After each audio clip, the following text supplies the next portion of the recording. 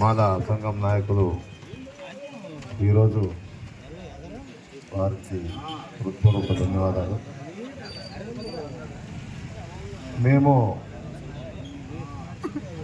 9 రోజులు ఆదోళనలో కూర్చుంటే, ధర్నా కోసం మండలాల కోసం కూర్చుంటే, అక్కడ ఉన్న అన్ని పార్టీల నాయకులు, వివిధ పార్టీల సంఘాల నాయకులు అందరూ వచ్చి సంఘీభావం చెప్పి పెద్ద మండలం చేయాల్సిందే అని చెప్పిన నాయకులు ఈరోజు మాట్లాడుతున్నారు. ఆదోళనలో బీసీ నేతలు ఎదగకూడదని ఉద్దేశపూర్వకంగానే మేము క్యాన్సల్ చేసినాము అనే మాట మాట్లాడుతున్నారు.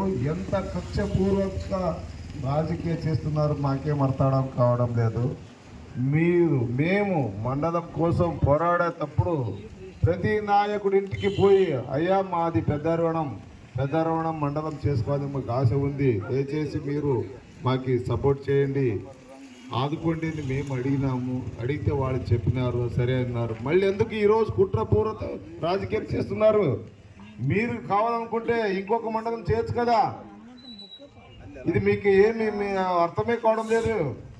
ఏమి ఇది ఇంత అన్యాయం చేసినామా మేమేం పెద్దవడము? మీకేం ఓటేయలేదా మేము అంటే? ఈ బీసీ నేతలు ఎదుగుతున్నారు భావన మీకు ఎదగకూడదా? ఇంత కక్షపూరిత రాజకీయమా మీది? 4 చేయండి, 3 చేయండి, ఇంకోటి చేయండి. మాకు అనౌన్స్ చేసింది క్యాన్సల్ చేయడం చాలా తప్పు. రాబోయే కాలంలో ఈ ప్రజలు బుద్ధి చెప్పే తీరుతారు గ్యారంటీగా. మేము పెద్దలంతా ఐక్యమతంతో మేము కొనసాగుతున్నాము. ఈ ఐక్యమత మీకు చూపిస్తే తీరుతాం కూడా. ఎందుకంటే మీరు మాట్లాడిన మాటలు ఇప్పుడు మాకు రోజుకు తెలిసిపోతున్నాయి. ఎవరు దీంట్లో కుట్ర రాజకీయం చేసినారనే ఉద్దేశం పూర్వకంగా తెలిసిపోయింది మాకి.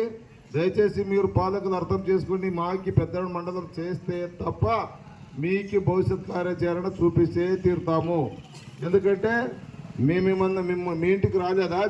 ప్రతి ఒక్కరి ఇంటికి పోయి మేము అడిగినాము, అయ్యా మేము మండలం చేసుకోవాలా, మీరు చెప్పండి, మాకు సపోర్ట్ చేయండి అని చెప్తే అప్పుడు మీరు ఏకీభవించి చెప్పి ఈరోజు ఆయన ఎదుగుతాడు, ఈయన ఎదుగుతాడు, ఆయన పేరు వస్తుంది, ఆయన పేరు ఆయన అది మండలం చేస్తే ఆయన విగ్రహం కూర్చుంటారు, ఈ నాయకుడు ఎదుగుతాడు, ఈ మాట్లాడేది ఇప్పుడు.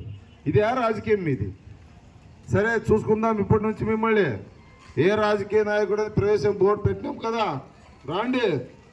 మీరు మండలం ప్రకటిస్తే తప్ప, లేకుంటే మా మాటలు కూడా వరుసగా ఉంటాయి గ్యారంటీగా.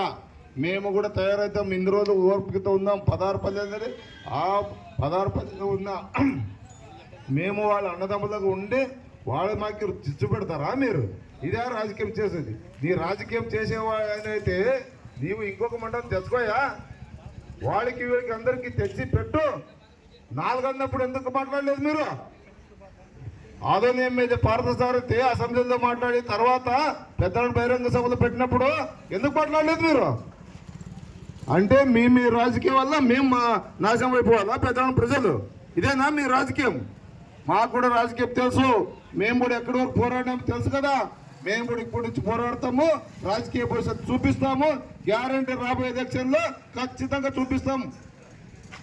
మీరు ఇప్పటికన్నా మీకు దయ ఉంచి అడుగుతున్నాం, తల దొక్కి అడుగుతున్నాం. మిమ్మల్ని ఎక్కడికి రమ్మంటే మేము రావడానికి రెడీగా ఉన్నాము.